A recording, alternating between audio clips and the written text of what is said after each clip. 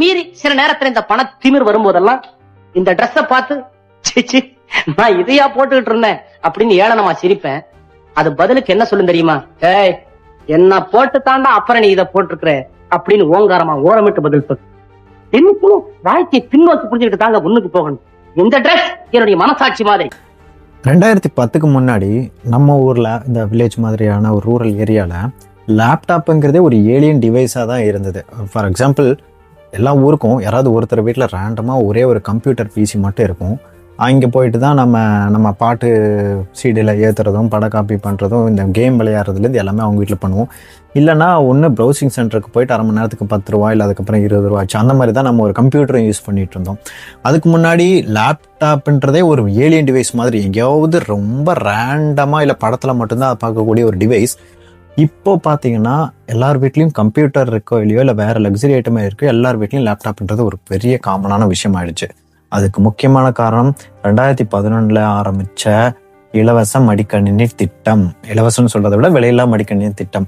அது அப்போதைய முதலமைச்சர் ஜெயலலிதா அவர்களால் கொண்டு வரப்பட்ட ஒரு திட்டம்.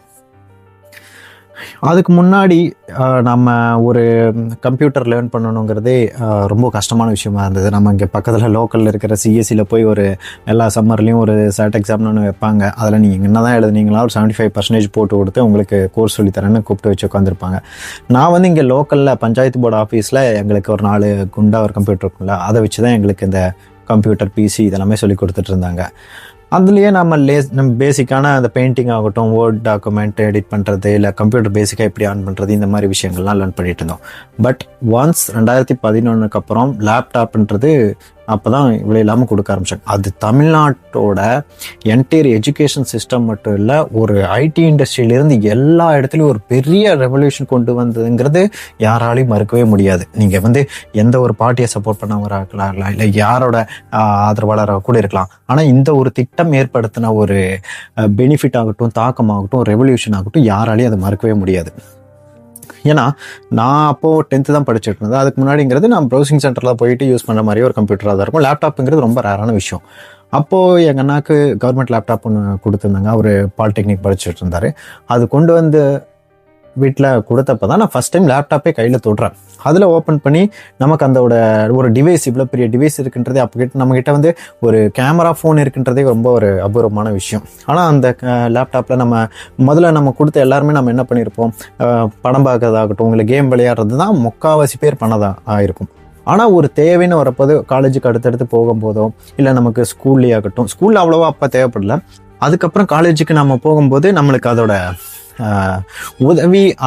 உதவி வந்து ரொம்பவே பெருசாக இருந்தது. ஃபார் எக்ஸாம்பிள், நீங்கள் ஒரு வேர்ட் டாக்குமெண்ட் எடிட் பண்ணுறதுலேருந்து பிபிடி போடுறது, இந்த மாதிரி நீங்கள் அதுக்கப்புறம் கோடிங் லேர்ன் பண்ணுறதாகட்டும். இப்போ நீங்கள் யாருக்கிட்டையாவது போய் ரேண்டமாக நீங்கள் வந்து லேப்டாப் யூஸ் பண்ணியிருக்கீங்களா இல்லை வச்சுருக்கீங்களா இல்லை எப்போ யூஸ் பண்ணீங்கன்னு கேட்டால் அவங்க கண்டிப்பாக ஃபஸ்ட்டு சொல்கிறது அம்மா லேப்டாப்ன்றது. கண்டிப்பாக அவங்க சொல்கிறத நம்ம மறுக்கவே முடியாது. நீ கண்டிப்பாக யாராவது கிட்ட உங்கள்கிட்ட சொல்லியிருக்கலாம், நான் இன்னும் அந்த லேப்டாப் யூஸ் பண்ணிட்டு இருக்கேன், என்கிட்ட கூட இன்னும் அந்த லேப்டாப் இருக்குது. இப்போ இந்த லேப்டாப்லாம் நமக்கு சாதாரணமாக ஒரு டிவைஸ் எல்லாருக்கிட்டையும் இருக்குன்றதுக்கு ஒரு சாதாரணமாக பண்ணதே வந்து அந்த ஒரு லேப்டாப் விஷயத்த சொல்ல முடியும். இந்த விஷயம் மட்டும் இல்லை, குறிப்பிட்டு சொல்லணும்னா தமிழ்நாடோட எஜுகேஷன் வந்து இன்னும் ஒரு படி மேலே போனதுக்கு, கம்பேரிங் அதர் சிட்டிஸ் இல்லை அதர் ஸ்டேட்ஸை கம்பேர் பண்ணுறப்போ தமிழ்நாடு எஜுகேஷனில் வந்து இன்னும் அதிகமாகிறதுக்கு இங்கே இருக்கிற அரசியல் தலைவர்களாகட்டும் எல்லாரும் அவங்கவுங்க கொடுத்த கல்விக்குன்னு செப்பரேட்டாக கொடுத்த ஒரு முக்கியத்துவமாக இருக்கும். ஆரம்பத்தில் காமராஜர் வந்து நிறைய ஸ்கூல்கள் வில்லேஜிலிருந்து ஒவ்வொரு 2 to 3 கிலோமீட்டர்ஸ்க்கு இடையில ஒரு ஸ்கூல் இருக்கணுன்றது, இல்லை அவர் கொண்டு வந்த மதிய உணவு திட்டம் ஆகட்டும், அதுக்கப்புறம் கலைஞர் அவர்கள் கொண்டு வந்த பஸ் பாஸ் திட்டம், அதுக்கப்புறம் 2000 ஜெயலலிதா கொண்டு வந்த சைக்கிள், இது அந்த திட்டத்தினால இந்த கேர்ள்ஸ் வந்து ரொம்ப லாங் டிஸ்டன்ஸில் ஹையர் எஜுகேஷன் போக மாட்டாங்க.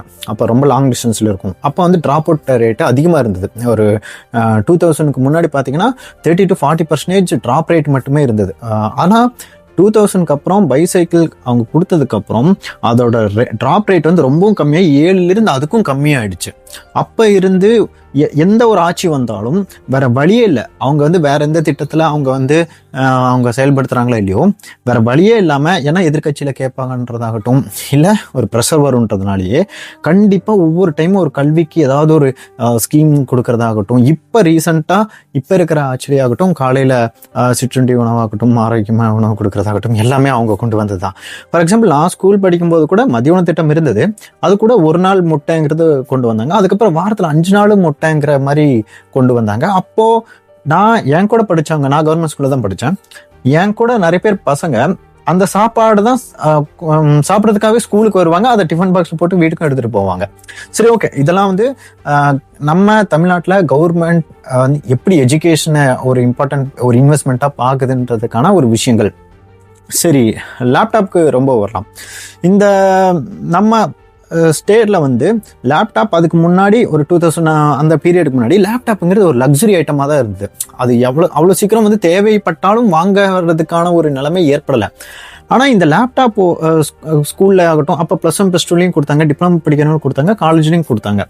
அப்போ அப்படி கொடுக்கும்போது எல்லாருமே அதை வந்து யூஸ் பண்ண ஃபெமிலியர் ஆகிட்டாங்க. அது சும்மா நம்ம எல்லாரும் சொல்லிக்கலாம், அதை வச்சு படம் தான் பார்த்துக்கலாம், கேம் தான் விளையாடிட்டு இருந்தெல்லாம் சொன்னாலும் அதோட யூஸ்ன்றது நம்ம டே பை டே அதை எப்படி ஆன் பண்ணுறது, இந்த குவாட்டி கீபோர்டில் எப்படி டைப் பண்ணுறது, அதுக்கப்புறம் இதில் இருக்கிற ஃபைல்ஸ் எப்படி ஹேண்டில் பண்ணுறது, ஒரு PDF ஃபைல் ஆகட்டும், வேர்ட் டாக்குமெண்ட் ஃபைல் ஆகட்டும், எக்ஸல் ஃபைல் ஆகட்டும், EXE ஃபைல், கம்ப்யூட்டரில் ஒரு அப்ளிகேஷன் இன்ஸ்டால் EXE ஃபைல் தேவைப்படுங்கிறதெல்லாம் நம்ம அப்பதான் நம்ம ஒவ்வொன்றா தெரிஞ்சு நம்ம ஒரு காலேஜ் போகும்போது, காலேஜில் நான் படிக்கும்போது இந்த லேப்டாப் ஆக்சஸ் இல்லாத இருக்கிறவங்களே நிறைய பேருக்கு சிஸ்டம் ஆன் பண்ணாமலே தெரியாம போனதெல்லாம் நான் பார்த்துருக்கேன்.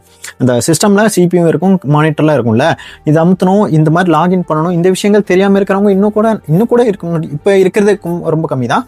ஆனா அப்போ வந்து ரொம்ப நிறைய பேர் இருந்தாங்க. லேப்டாப் அதுக்கப்புறம் கொடுத்தது ஒரு பெரிய ஒரு ரெவல்யூஷன்.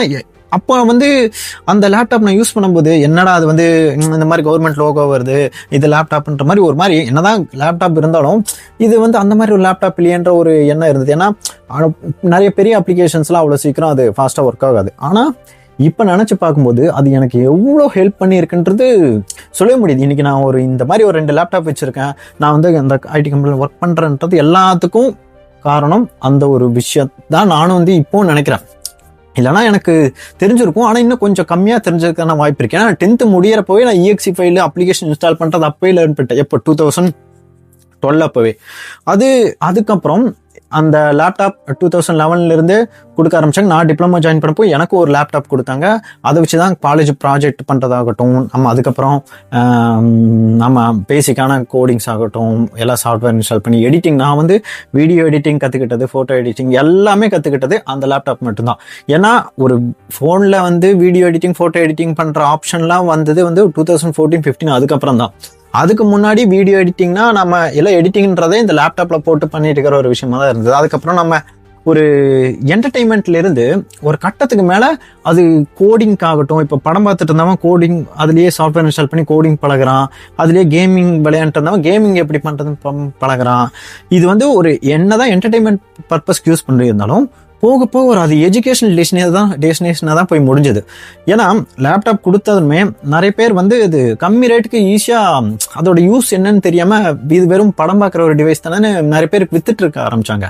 ஏன்னா எனக்கு தெரிஞ்ச நிறைய பேர் 5000 ரூபாய் 10,000 ரூபாய்க்கெல்லாம் அந்த லேப்டாப்பை வாங்கினதும் வித்துட்டு இருந்தாங்க. அது ஸ்கூல் படிக்கிற பசங்களோ அதோட வேல்யூ தெரியாமல்.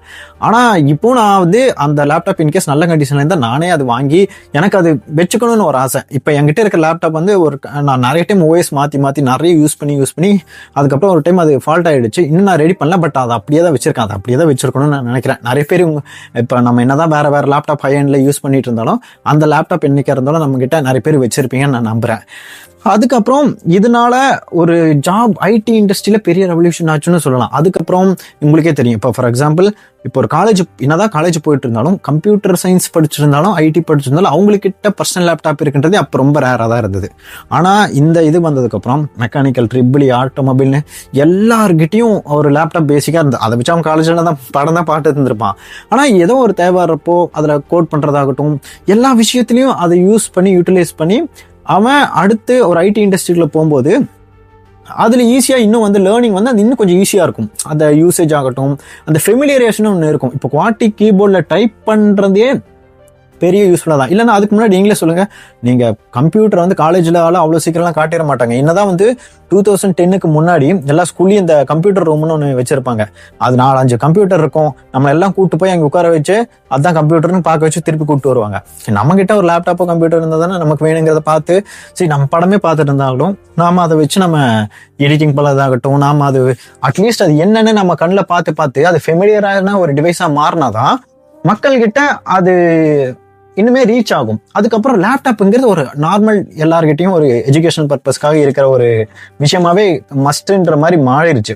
என்னதான் அதுக்கப்புறம் 2016 வரைக்கும் அது ப்ராப்பராக கண்டினியூ பண்ணிட்டு இருந்தாங்க. ஒவ்வொரு வருஷமும் அந்த லேப்டாப்ன்ற கான்ஃபிகரேஷன் ஆகட்டும் எல்லாமே கம்பெனி எல்லாமே அப்கிரேட் ஆகிட்டு இருந்தது.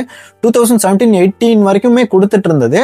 2019க்கு அப்புறம் இந்த கோவிட் அந்த விஷயங்கள்லாம் ஸ்டார்ட் ஆனதுக்கப்புறம் அதை டெம்பரவரியாக அப்போ ஸ்டாப் பண்ணியிருந்தாங்க எடப்பாடி அவர் இருக்கும்போது. இப்போ 2021 டிஎம்கே ஆட்சிக்கு வந்ததும் அவங்க வந்து அந்த ஒரு இந்த ஒரு லேப்டாப் கொடுக்குற ஒரு திட்டத்தை கண்டினியூ பண்ணியிருக்கணும், இல்லை ஸ்டார்ட் பண்ணியிருக்கணும்.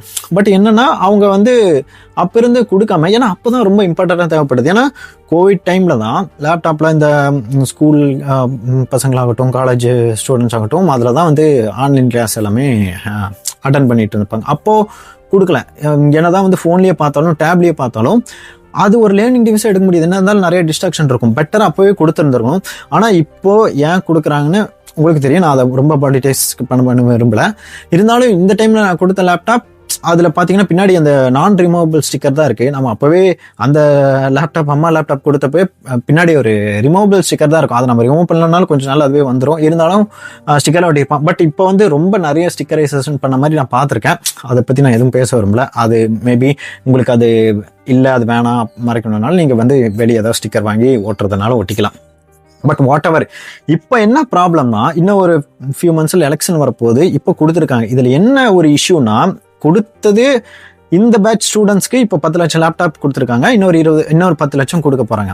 இப்போ அது பிரச்சனை இல்லை. இப்போ என்ன ப்ராப்ளம்னா, இப்போ ஸ்கூல் ஸ்டூடெண்ட்க்கு கொடுக்கல, ஒன்லி காலேஜ் ஸ்டூடெண்ட்ஸ்க்கு மட்டும் தான் கொடுக்குறாங்க. இது ஒன்று. ரெண்டாவது இன்னொரு விஷயம் என்னன்னா, இந்த கடைசி இப்போ இந்த வருஷம் இப்போ கொடுக்காம விட்டுருந்தா கூட இது தெரிஞ்சிருக்காது. ஓகேவா? இப்போ இந்த பேட்ச் ஸ்டூடெண்ட்ஸ்க்கு மட்டுமே கொடுத்து இதுக்கு முன்னாடி ஒரு 4-5 பேட்ச் இருக்காங்களே அவங்களுக்கு வந்து இப்போ ஓவரா ட்ரிகர் பண்ணி விட்டுரும். இப்போ அவங்க வந்து என்னடா அது அவங்களுக்கு கொடுத்துருக்காங்க நம்மளுக்கு கொடுக்காங்கன்னு எச்சா அது அதிகமாக ட்ரிகர் தான் பண்ணி விடுன்னு நான் நினைக்கிறேன். அதுவும் இல்லாமல் ஒரு 2010-11 லேப்டாப் கொடுத்து ஒரு ரெவல்யூஷன் கிரியேட் ஆன மாதிரி ஒரு எஜுகேஷன்லையோ ஒரு ஐடி இண்டஸ்ட்ரிலையோ இப்போ அது வந்து இப்போ கொடுக்கறதுனால ஒரு ரெவல்யூஷன் கிரியேட் ஆகும்னா ஆகாது. ஏன்னா அது அப்போ வந்து தேவை ஒன்று இருந்தது. அது வந்து வாங்க முடியாத அளவுக்கு இருந்தது. எப்படி ஒரு சைக்கிள் இருந்தது, ஒரு கலைஞர் டிவி கொடுக்கும்போது டிவி எந்த அளவுக்கு இருந்தது, அப்புறம் 2014 லேப்டாப் கொடுத்தது. ஆனால் இப்போ வந்து லேப்டாப்ன்றது ஒரு எல்லார் வீட்லையும் ஆல்ரெடி இருக்கிற ஒரு டிவைஸ் ஆயிடுச்சு. ஆல்ரெடி அது பண்ண வேண்டிய வேலையை அது பண்ணிடுச்சு. ஒரு ரெவல்யூஷன் உண்டாயிடுச்சு. இப்போ பேசிக்காக எல்லாருமே ஒரு நார்மலாக 20 இருந்து கூட நல்ல குவாலிட்டி லேப்டாப்ஸ் வந்து 30 to 40 ஒரு பேசிக்காக பே பண்ணால் நம்மளுக்கு ஈஸியாக நல்ல பிராண்ட்லேயே கிடச்சிடும். பட் வாட் எவர், அந்த 2011க்கு அப்புறம் இந்த லேப்டாப்ல அவங்க கிரியேட் பண்ண இம்பேக்ட் ஆகுது. நிறைய வேர்ல்டு வைடில் வந்து ஒரு இம்பேக்ட் கிரியேட் பண்ணிச்சு. ஏன்னா ஒரு நிறையா லேப்டாப் இப்போ ஃபார் எக்ஸாம்பிள் இப்போ எல்லாருக்கிட்டையும் ஒரு லேப்டாப்ன்றது ஃபெமிலியர் ஆகும்போது ஆட்டோமேட்டிக்காக அதோட ப்ரைஸ் வந்து ரெடியூஸ் ஆகும். அது அதிகமாக இருந்தாலும் பார்த்து அது வாங்கி தான் ஆகணும். இப்போ கிளாஸில் இப்போ 10 பேருக்கு லேப்டாப் இருக்குது, அவங்களுக்கு கொடுத்துருக்காங்க. வேறு காலேஜில் இருந்தோ இல்லை அந்த லேப்டாப் இப்போ ப்ரைவேட்லேருந்து வந்தவங்க வேறு வழியே இல்லாமல் அவங்க வாங்கிடுவாங்க. ஏன்னா அவங்களுக்கு லேப்டாப் கொடுக்கலனாலும் அது வாங்கிடுவாங்க அவங்க வந்து அந்த காலேஜில் வந்து ஜாயின் பண்ணும்போது. அதனால அந்த டைமில் அது வெரி யூஸ்ஃபுல்லாக இருந்தது. பட் இப்போ ஆல்ரெடி எல்லார் வீட்லையும் லேப்டாப் இருக்கும். இதை வாங்கினாலும் இப்போ எல்லாருமே என்ன சொல்லுவாங்கன்னா, அப்போ கொடுக்கும்போது கான்ஃபிகரேஷன்ஸ்லேருந்து எதுவாக இருந்தால் நம்மளுக்கு அப்போ 4GB 8GB ரொம்ப கம்மியாக இருந்த ரேம்லேயே நமக்கு அது என்னென்ன கான்ஃபிகரேஷன் கூட தெரியாது. இருந்தாலும் நம்மளாம் அதை யூஸ் பண்ணிக்கிட்டு நம்ம வச்சதை வச்சு யூஸ் பண்ணிக்கிட்டோம். ஆனால் இப்போ எல்லாருமே ரேம் ஆகட்டும் எல்லாமே கான்ஃபிகரேஷன்லேருந்து எல்லாருக்கும் எல்லாமே தெரியும். இப்போ அவங்க கொடுக்கறத பார்த்தா இந்த லேப்டாப்பில் இவ்வளோ தான் இப்போ கான்ஃபிகரேஷன் இருக்குது, இதை வச்சு நான் அதெல்லாம் பண்ண முடியாதுன்னு ஆட்டோமேட்டிக்காக அவங்க திங்க் பண்ணிடுவாங்க. பட் எகைன் இப்போ கொடுத்துருக்கிறது ஒரு நல்ல விஷயம் தான். நான் ஜஸ்ட் வந்து இதை பற்றி பேசணும்னு தோணுச்சு.